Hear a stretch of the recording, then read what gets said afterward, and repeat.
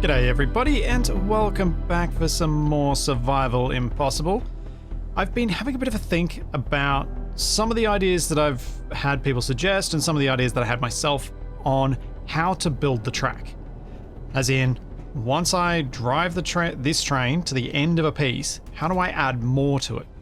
So this has sort of been what's been guiding my decisions around why I built the track the way I have. Obviously, this is a very long track and I want to make sure that I finish it, so it's all really around that. And that's why the blast door blocks. The blast door blocks are, as far as I can tell, the easiest track for me to build. But there are a few options on how I actually build it.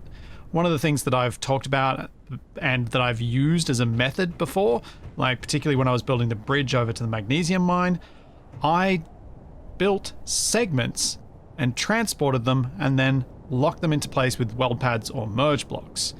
And I could theoretically do the same here with the train, either by printing it on the train or by printing segments in the Fort's Capac printer right behind me and transferring them to the train. However, I don't think that is a properly viable option unless I was going to make the train a lot larger. And the reason for that is, if you have a look, when you put a large grid block on the train, it takes up quite a bit of space. It's so easy, and I do this all the time, to forget the scale difference between small and large grid. It's huge. And so even a train this long is probably only going to be able to print off 1, 2, 3, 4, 5, a 5-block section before putting it into place. The reason it's only going to be able to do 5 blocks, not the extra blocks that you can see on the end, is because if I want to print a 5-block section, I need a large grid projector. I then also need to have that large grid mounted via a connector or via a rotor to small grid. Then I need to have welders around it, so I need space for that too. And it all ends up becoming quite gargantuan, quite tricky to build, and I think the more I consider that approach, the more I realize it's the wrong approach. And the preferred approach was the one that I was thinking about originally, which was putting down some sort of platform that I can walk on, and I can just literally walk in front of the rail and go plonk, block, plonk, block, plonk, and then go back, drive the train forward over that new section, plonk a few more, drive back, drive the train forward over the new section, plonk a few more. But then a suggestion came for an even better way to do that, which is a whole lot cooler, assuming it works. And that is, instead of me walking out there, it's me sitting at the head of a crane and using build from cockpit. Which means I could potentially, if I design this right, and I'm not sure that I will get it right on the first build, in fact I'm almost certain I won't, but if I get it right, I may also be able to use that cockpit to build the support pillars for the track. Because if it can reach out front of the train, perhaps it can also reach down beside the train, right down to ground height, so I can place things. But one thing I wanted to test first was whether building from cockpit works with using the Alt to move the camera. And the reason this is important is because if that doesn't work, that's going to make placing the blocks in specific positions a lot more tricky and require much better crane control systems than I've previously used. Or at least much... I don't know if better is the right term, because the Park script has been the better one for me for a long time, but more user-friendly. That's not even right either. I'm trying to think of the right term. It's like it's not usable. I don't know. Something that requires less user input or more streamlined user input. Streamlined might be the term I'm looking for. So what I'm going to do is I'm going to turn this off charge. I'm going to turn my thrusters on and disconnect. No, I'm not. I'm going to check to see if I've got any inventory in here, which I do not. I'm going to grab some parts. That sounded unhealthy. Hope that everything's okay. Steel. I'm going to grab some steel plate. So, grab a bit of steel plate and we're going to do some tests. And I figure I do the test with this because this is already set up and I don't have to build a cockpit. to make it work. So, normally from cockpit, you can press Control G, and then you can get your build. So you can place blocks. Sometimes. Sometimes it just decides not to work, and it's really annoying. And you can't get it to actually snap to existing builds. But I can place that there, and I still can't get this to snap. So sometimes it requires hopping out and hopping back in and doing it again. And it's still not working. Oh man! Okay. Well, this is annoying. Also, the alt move only does up and down, it doesn't do left and right. So at least I've tested that part. I know that there is a limitation to it. It can do up and down, which means I don't need the cockpit, if I built, especially if I built this type, to be able to move up and down. It only needs to be able to translate horizontally, and I can do the place up and down and then move it to reach. So I don't need any tilt movement, but I will need to be able to turn and translate. But I also don't know why this isn't wanting to work right now. Why it's not snapping to the grid. Poop. I thought most of the issues that I'd had with this in the past had actually come down to me getting into the cockpit too far from where I actually built, as I believe that the build from cockpit uses some of the same restrictions that build from spectator does in creative mode, where you need to have the player character relatively close to be able to build. But this doesn't work. I don't know if this is more or less broken than it previously has been, but it is definitely not working right now, which is unfortunate. So that potentially puts a damper on my plans. Because I really don't want to be fighting with cockpit, build from cockpit. So what I may end up having to do instead is build something more like the Liftsy, where I have the option of controlling it from a cockpit type control setup, like a helm. But the rest of the controls are done with buttons, and I can just kind of move the whole thing around, and I can stand on it and walk and place stuff, and then I move it again and stand, which is not as efficient as if I could build from cockpit. If I could build from cockpit, it would be better. Which is sad. But I think it's just a reality I have to accept is not going to work. Disappointing, but at least I had a look at it, and at least I know for sure now that it's not a valid option. Unless someone out there knows exactly what might have been going wrong there, or even better, knows if there's a fix out there, like a mod that fixes it. Okay, so at least that sets my plans. Having a fixed platform that sticks out the front, or a semi-fixed platform that sticks out the front, would probably be the most efficient way to do this. So maybe having something that folds out and moves forwards, that allows me to build the track, place the hinges, and then on the second car having welders that will weld where the track is and be able to build stuff as I drive over it. The only potential issue with that is I ideally want to have the hinges welded before I drive on to the next segment, because I want to lock them in place. But I can probably do that with just hinged limits and just forcing it into place. So that shouldn't be too much of a worry. Alright, well, we have a plan. It's not the plan I was hoping for, but it is a plan nonetheless. Which means, yeah, I'm thinking I will build a platform that kind of snugs itself in this space here. So what it's going to do is deploy out and forward. I'm hoping to use the park script, so it just automatically just does this smooth deployment, and then it retracts back and sits back in the train. So that when I'm hopefully eventually moving this train at speed, it's snuggled in, but when it's moving, ready for me to place down more stuff, it can be deployed.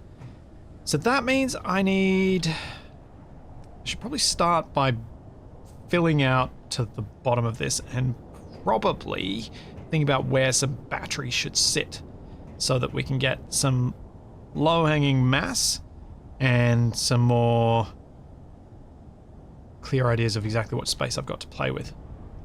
So I think for the main part of the rail car, it should be probably the same width as the bogies, or if not, one block wider, so it kind of sits over and around the bogies so they feel like they're more part of the rail car. It definitely should not be narrower.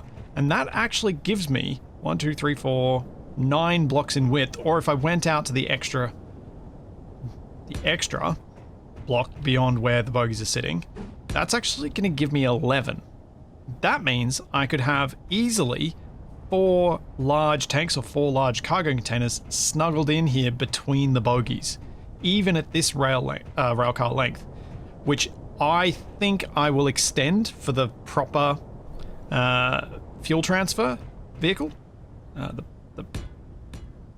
proper freight carrying vehicle, not this builder vehicle. And the reason I want to extend it out further is that I think I want to make it so that I've got room to have those large cargoes or fuel tanks plus a full 3x3 medium-sized conveyor sitting in the middle. So that would mean having it at, for this lower segment, instead of being, I think it's 10 blocks I've got it, or 11, it would be 13. So it's not too much longer, but I think a little bit longer than the current setup would be best. I'm trying to think about all these things, like how the proper train is going to work out now, because I think it'll help me build it once I actually get onto that. I'm just going to kind of rough out a bit of a shape here so that I know what room I've got to play with. Another thing I need to keep remembering with a railway vehicle like this, and one of the things that they have as an advantage over something that's a road or even off-road vehicle, they don't need the same clearances. They can tolerate things being really quite tight because the suspension settings here are going to be quite firm, which means the wheels aren't going to move much. So I've got quite a bit of space, like I can get away with quite a bit. Now that also doesn't need to go out there. Plus it gives me an opportunity to, the other night, one of the really nice things about having built a temporary vehicle as my first one, is it's given me a great chance to test out some ideas I have. And be like, if this one doesn't look perfect, it doesn't matter. I'm going to be doing this again soon. I'm going to be trying some different designs then, and hopefully it means that the proper long-term vehicle is going to actually look a whole lot nicer as a result. Oh, it's a pity rotor parts don't have a side attachment point, like piston heads do. I'm just messing with this bit where the bogie attaches. I'm just trying to fill in some of the armor gaps to see how it all looks. And just kind of want to take the top off and, I don't know, have the option of filling it in with something else, but knowing that if I do that, the whole bogie is just going to detach because there's no way that rotor head is stuck on. That is right, isn't it? Pretty sure that's right. Let's check. Yeah. Because piston parts you can rotate around. Rotor parts you can't. If I put that there, or if I put even that one, I then can't... Yeah, can't attach there. Just wanted to make sure that what I was saying was right, but yeah. It is a bit unfortunate that that's not the case. I would kind of like it if they were. At least the advanced rotor parts, because they do look like they could have it, even if the basic rotor parts don't. One of the reasons I find it to be so helpful is that it then allows you to change what's attached directly to that subgrid, because you can attach via the side, grind the directly attached part, replace it. So say if you initially built something without it being conveyed, you can add that conveying later if it's a piston, but if it's a rotor you can't. At least not without detaching the head, grinding the head off, reattaching the head, and doing all that silliness that's really quite a lot of work. Looking at that, I've probably got quite a bit more clearance than I actually need. But if I dropped this down oh wait, no, I know, yep, okay, never mind. Definitely have more clearance than I need, but it's just because I've done it the wrong way. Then go slopes. Then I've got enough room, and it looks like these are a bit close together. I may not have left enough space between the cars as well. If I want to bring this segment down to the front of the bogie as well, so if I want to have some of the rail car in front, I'm also going to need to have a bigger space between the connecting sections too. Because that's currently where I'm finishing up on the previous ones. Okay, so yeah, this is gonna be needing some extending. Do I do that now? Or do I do that when I'm closer to being ready? I should probably do it now while it's not as heavy. Because it should be easier to do. So what I'm gonna do is give myself a panic attack as I fall through a small hole, thinking I'm about to fall to my death. I think I'll just use a piston, landing gear, grab it, push it further that way, reconnect it, done. I'm not going to do anything about extending the carriage itself, just the gap between them so that I can play around with that design before I do the proper one. I feel like that's important to have a crack at least once before I do it for my proper design. I think it will save me some trouble. Air inertia turns on, so this is nice and rigid. Grab. And grind. And then extend this out. Probably as far as it can go. Because I really only get 3 extra blocks. Wait, why is that stopped there? Have I got a wheel stuck somewhere? Even with, like, insane forces, it still won't push any further. Oh! Because it wasn't there that was blocking it. It's up here. It's the top bit. Great job! I am very bad at looking up. I don't know why that is, but it is a thing. I forget to look up all the time and make a fool of myself as a result. I have a feeling welding all this up by hand is going to be a pain, so I'm going to see if I can get a lot of these blocks welded with my little flying welder. I'm curious how effective it's going to be, and if it's good, I'm going to keep using it. Because going up and down these stairs is a small hassle compared to trying to weld up all those tiny little blocks. Ugh, it's so annoying. How well is it going to work? Moderately. Moderately well. I will probably destroy some scaffolding with the thrusters, though. It's not great. Though, the upshot is, because I'm welding small grid armor blocks, it actually doesn't... because they don't add any extra components, the welders, I don't need to carry anything, which means I can tilt this more than I normally would be able to in this gravity. So this is probably saving me a decent amount of time. Oh. Okay. Well, that's good to see. Bumping the bogey like that. I'm assured that it can turn a long way before running into anything. So I was thinking battery-wise, I should probably place them down here where it's effectively as low as I'm going to get it. It's slightly above the height of the rail. I don't feel super confident about putting the batteries out here on the bogies where they're then actually below the height of the rail.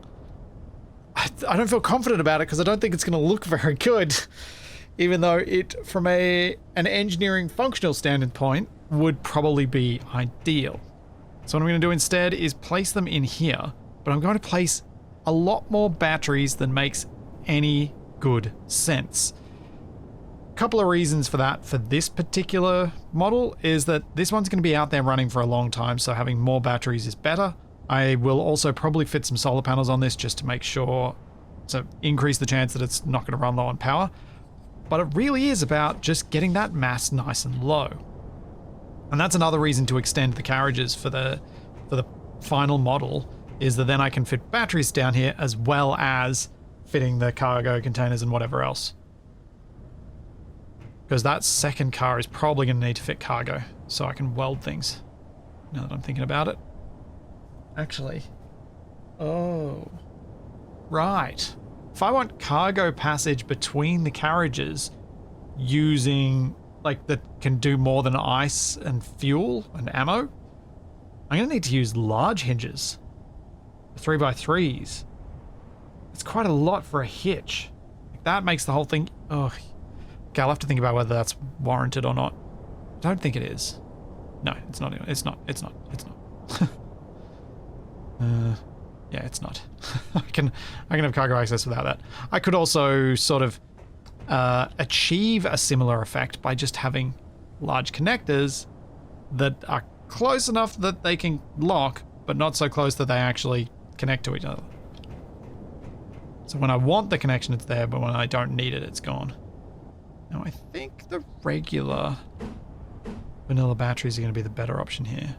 Unless I pushed these out to there and had them as part of the external. Yeah, I think the regular batteries will go with. Something else I hadn't thought about until just now.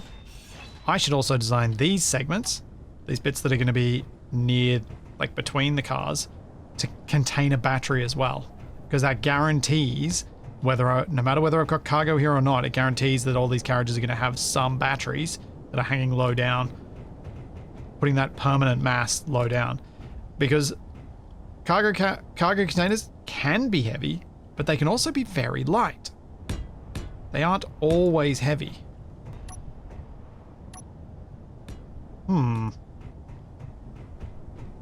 I can actually fit 3 batteries in there quite neatly without needing to use up any of this space. And that'll mean I'll have I'll have 12 batteries on this train. That's probably enough. However, this thing is also going to have a fairly mobile and fairly heavy-ish crane off it, so probably could do with having the extra mass. So that's actually a good reason to have it. Yes, good. I have an excuse. All right. Now I'm going to get rid of this bit that's joining them up, because I've got it joined up below. And that's actually really helpful for me, because when it comes to visualizing this, I find it so much easier to have a look at this now that I've removed that and see the space that I've got to play with. Having the line of blocks in the way kept making me think I had less room than I did, and I was going to be building much higher. And then I need to start thinking about what articulation this crane is going to need. This platform, and how I achieve it. I have been thinking about it this whole time, and I'm struggling. Oh, and one little distraction while I think of it. Nope. This refill station? Yeah, that's something I can't use even if I wanted to. Because of this. The superconductors. I don't actually have gold, so I can't build those. Which means that it's just, yeah, I can't build refill stations. So for this crane, there are a couple of things I need to decide before I build it. The main thing being, what's the scope? What am I actually trying to get this crane to do? Do I just want to build the rail in front, and then I'll come back along with some differently designed vehicle, maybe even a splatform, and build the posts separately after the fact? That feels like it's not ideal, because it does mean that I have to do the build phase in, like, the build in multiple phases, and there does come a point where even with shear inertia tensor, things like hinges do eventually get a bit too floppy and bouncy, and they're not safe. So if I'm chaining up something that's getting very, very heavy, I need to build supports. So I probably want to be able to build supports while using this train. And that means that the platform needs to be able to go out to the side and down to ground height. Wait, I'm blue? Oh man. Need to fix that. Much better. So, my thought is that I kind of want to make sure I've got something that folds out the apparatus as separate to the crane mounting system. Like the bit that extends. So how do I do that? I'm trying to sort of think through the way that this platform is going to deploy to see if I've got enough set up here. Basically, the idea is that this hinge will go over at 1 RPM. This one goes at negative. They'd obviously start at the same time to keep this platform level. Now, this isn't the actual platform. This is just my test thing. Get that out of the way. Because if this moves over like that, and then that piston can deploy to push this further out.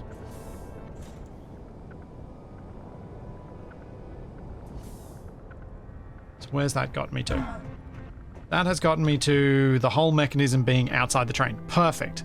Because now what I can think about is the next step, which is the mechanism to either push the platform forward a good distance or push it down a good distance. And I'm thinking of using something similar to what I've built elsewhere, not in this save, but in others, where instead of using pistons, I'm going to actually use hinges to provide the extension. Because I think, or maybe I'll do a combination like I've done here with piston, hinge, piston. I'll do that because I think that's going to give me much more compact ability to extend out a lot further. But what I'm trying to work out right now is how I adjust the orientation of that so that it can either push down or push forward when mounted on this platform. And I can't quite work that out because the ideas that keep popping into my head, the platform itself is getting in the way of the mechanism to make it go in both directions. Could I make two? One that goes down, one that goes forward. It's both simpler and more complex. More complex in that I'll have two cranes, I'll have two systems, but simpler in that I can make them more efficient at their particular task because they don't need to rotate and I don't need to put rotors in there to spin it around. Because if instead of collapsing this fully, if I retract that, I have this hinge set to go to a lower limit of 0, not minus 90. When it contracts,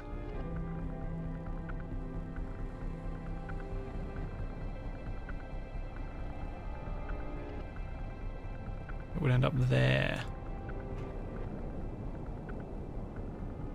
Is that compact enough?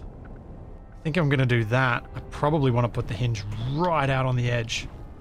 So this is kind of the idea that I'm going for. I think this will fit. I'm going to have to do some, like, set up some buttons and see if this actually does fit. But I think this should give me a very large amount of extension in a very small area. How does this go over? Yeah, this is my problem. That's taking up too much space, isn't it? Nuts. Okay, I hadn't thought this part through. Hope it is extending over. So what I was initially hoping I could do is compact this whole thing down.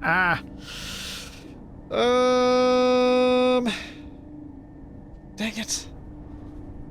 There might be a way I can get this to sit in a home position that would still allow for massive extension without needing to take over half the carriage width.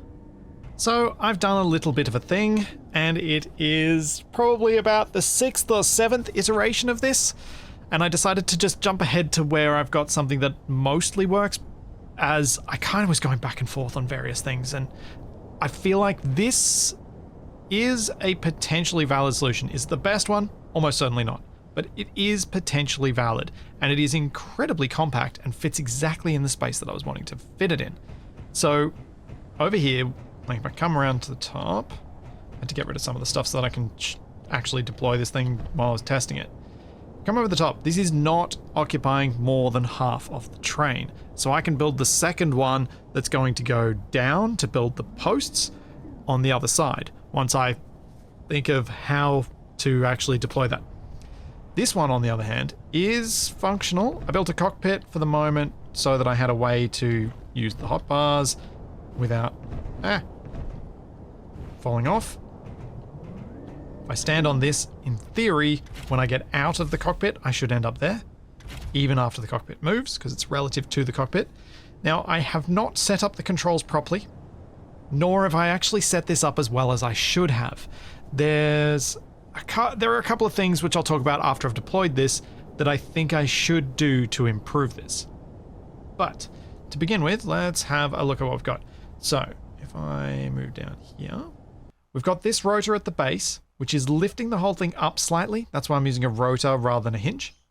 Then we have this hinge here, which is going to act, those two together are going to act to swing this whole thing around 180 degrees and point it toward the front of the train. that means that all of this distance is added to my reach. If I started back here, which I think... Oh, no O2. I think that was one of my early design ideas, was I was sort of starting back there and trying to flip the whole thing over, which doesn't really work because it's not optimizing each rotor and each hinge to do the task that they need to do, which is give me more reach.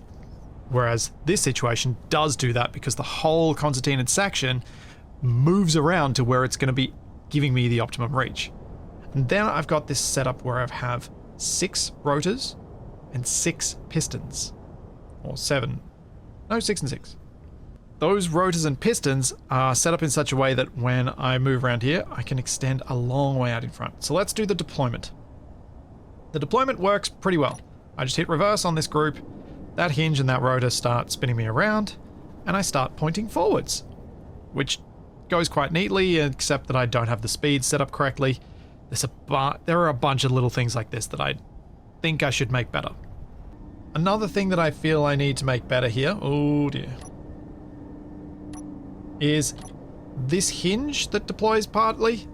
I think I need to get rid of it. This hinge just here. I think I need to get rid of that and just have this as a fixed arm that sticks out, and then just calculate these rotors to extend this out as far as it goes. But there is a bit of a downside to that, which is that then I kind of end up extending at this point and going out forward rather than being right nestled against the car. So I'm going to have to think through what might work better there. I may just be able to get this to work if I use timer blocks for the deployment, because then I can set specific limits and do things like that. Because that's what I'm going to do next. I'm going to unconcertina this, or I'm going to expand this by pressing this button. And as you can see, I'm sort of moving in an odd direction, and that's because the hinge needs to move a little bit further by setting this limit higher.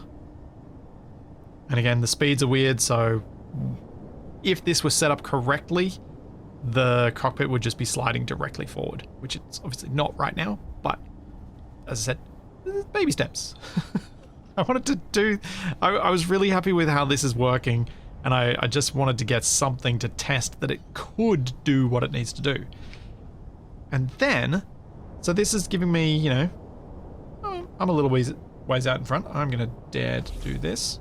And I stand out here, and I can place blocks where the track is, so I'd be able to place a couple of blocks forward, and I could hop in or press a button, ultimately.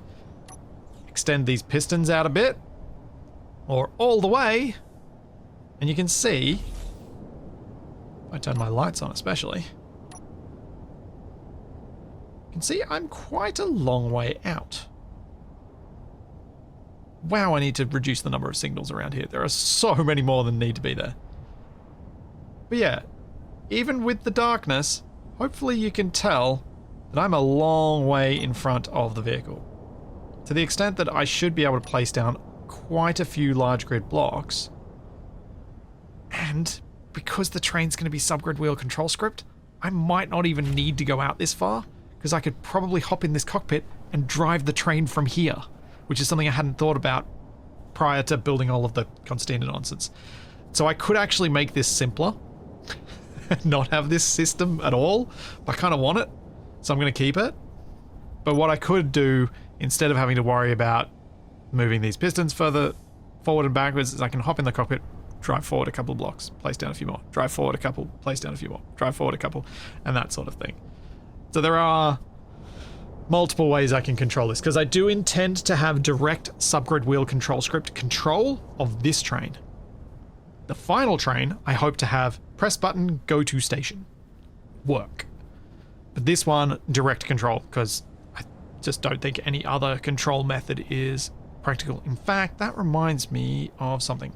So let's try and collapse this back down, which means reversing that hinge. And then reversing all these rotors. Uh-oh, I need to do this quicker.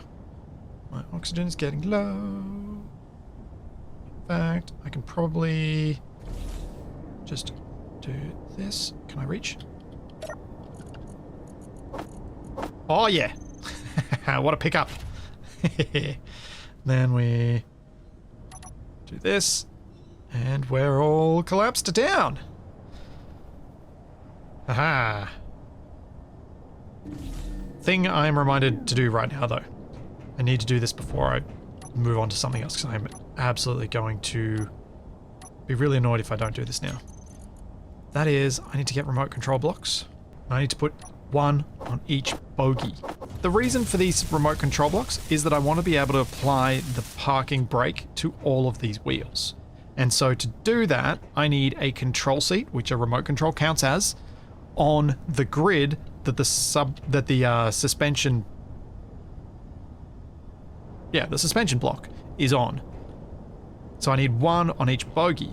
The reason I want that is while the subgrid wheel control script can keep your vehicle still, it doesn't do a very good job of doing that without using a lot of power because the wheels are actively braking. And so what I like to do is have a control to turn all my wheels off after I've applied the park brake, because that means that I save power on those parking brakes and wheels running constantly. As wheels, when the script was originally written, wheels did not use much power at all, but they do now, and it gets pricey. So those are important. One thing I want to check right now is if I put a small O2 tank here and I put a vent on here, set to depressurize, access U, control panel, auto refill. So if I go like this, yes, I can only fill one bottle at a time, but I can fill my bottles. Awesome. Okay. So that adds another little thing that I've got to put on this platform. I need to put the actual tank on the platform. The vent doesn't need to be anywhere nearby. I want the cockpit to still be piped, because I think having a piped cockpit so I can quickly jump into an oxygenated environment rather than relying on the bottles, which there's always a bit of a delay after I pick up the bottles before they actually fill up my suit. I think having the tank accessible is going to be great. And something I did earlier was I put these batteries not on recharge. I wanted to see if my base was in surplus power, and it is, because these have gone from 20... I think they started 20... I mean, they say they're plus 7 kilowatts anyway. I think they start at 25%, and they're up to 29, so these are slowly charging, which is great. So I'm slowly building up charge on this thing. Can turn off that vent. Probably have an event controller to turn that vent on and off depending on the level of oxygen inside that tank. Save on a bit of power, because vents are actually a little bit power hungry. Like 10 kilowatts is not tiny. It's not as much as I remembered it being. Maybe the large grid ones are more, but that's still a decent amount of power draw. That's like 5 gyroscopes. So it's up there. So that's all I have time for this week. Next time I'm going to be doing some more upgrades on this. I'd be really interested in some suggestions you guys have around what I might be able to do to optimize my setup here. Beyond the obvious, I'm going to use timer blocks to deploy it and fix the deployment and fix the speeds and all that sort of stuff. That's going to be fixed. That's just, I didn't want to mess around with it anymore right now. I'd been messing with this for too long. I need a bit of a break and some fresh headspace before I come back to it and hopefully make it so much better. So that's something I'll be doing next week, and there's all that and plenty more to come, and I will see you then.